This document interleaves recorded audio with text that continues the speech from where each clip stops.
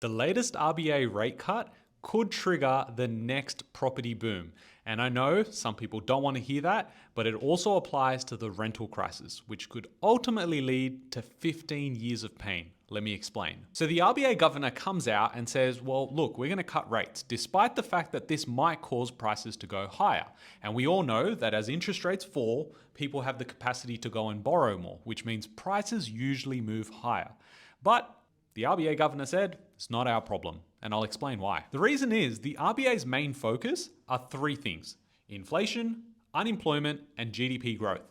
They don't actually look at housing prices and think, oh, well, if I cut rates, housing prices will go higher. Although I think it does play a big part when we're thinking about inflation, especially with rent, but that's a whole nother ballgame. Now you might be thinking, the interest rates have cut, what does that actually mean? Well, look up here. Today, if the interest rates do cut, it's 3 to 6 months before it comes into effect in terms of the economy. But right now, if you're able to buy, you get the biggest benefits. Because by the time we actually see the market absorb the interest rate cut, prices start realizing that, people start realizing that, it takes anywhere between 3 and 12 months' time. So by the time you buy, prices are higher and you need a much larger deposit.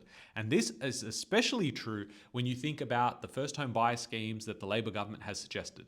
If they say, well, today, as effective of right now, you're able to use a 5% deposit to go and purchase a new home. Well, it only really benefits you because you're in a position where you have a deposit, you have the capacity, so you go and buy. But what happens if you don't get the benefit for another 3 or 6 months because you're still saving money, or you need, to wait for that job promotion to be able to borrow enough? And that's where you'll be at a disadvantage as a first home buyer. So while there are suggestions that the rental crisis could go on for another 15 years, you need to be really proactive right now. If you have a deposit, you have the borrowing capacity, you need to start making moves. Because the reality is, it's not going to get easier to go and buy a house here in Australia. It's only going to get harder. So if you like content like this, you want to stay on top of the market trends and, what are the best areas to buy in, definitely smash that follow button. And if you want longer versions of all of this, well, I talk about it on my YouTube channel, Personal Finance with Ravi Sharma. Clearly means people are liking this sort of content. So definitely go ahead and subscribe on YouTube.